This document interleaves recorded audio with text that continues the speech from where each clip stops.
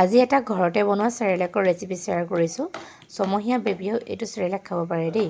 প্ৰথমতে মই একাপ ভাত খোৱা চাউল লৈছোঁ, একাপ মচুৰ দালি, একাপ মগু দালি। এতিয়া এই গোটেইখিনি মই পানীত ৩-৪ বাৰমান ভালদৰে ধুই ল'ম। তাৰ পাছত এইখিনি মই এখন ডাঙৰ চেকনিত পানীখিনি টুক যোৱাকৈ থৈ দিম আৰু এখন কোমল কাপোৰৰ ৰ'দত মই আধা ঘণ্টামান সময়ৰ কাৰণে এনেদৰে ৰাখি দিছোঁ আৰু আধা ঘণ্টাৰ পাছত এনেকুৱা হোৱাত মই ভিতৰলৈ লৈ আহিলোঁ এইখিনি। এতিয়া এখন পেনত মই এই চাউল দালিখিনি গোল্ডেন ব্ৰাউন হোৱালৈকে আধা ঘণ্টামান সময় আৰু ভালদৰে লৰাই ভাজি ল'ম। আৰু আমাৰ ৰঙেও এইটো চেৰেলেক খাই আছে দেই। এয়া হৈ গ'ল। এতিয়া মই একেখন পেনতে একাপ মাখানা এনেদৰে ভালদৰে গৰম কৰি ল'ম। মাখানাখিনি এইটো পৰ্যায় হোৱালৈকে মই ভাজি লৈছিলোঁ। তাৰপাছত সেইখন পেনতে মই কাজু বাদাম আৰু আলমণ্ড 10-15টামান এনেদৰে অকণমান গৰম কৰি লৈছোঁ।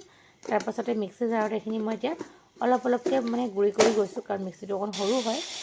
আৰু এইখিনি মই 3-4 বাৰমান একেখিনিকে আকৌ গুড়ি কৰিছোঁ। এয়া হৈ গ'ল। এতিয়া মই এখন এনেকৈ চালনীৰে চেৰেলেক গুড়িখিনি এনেকৈ মই চালি দিছোঁ। এতিয়া ফাইনেল আমাৰ চেৰেলেক ৰেডি হৈ গ'ল।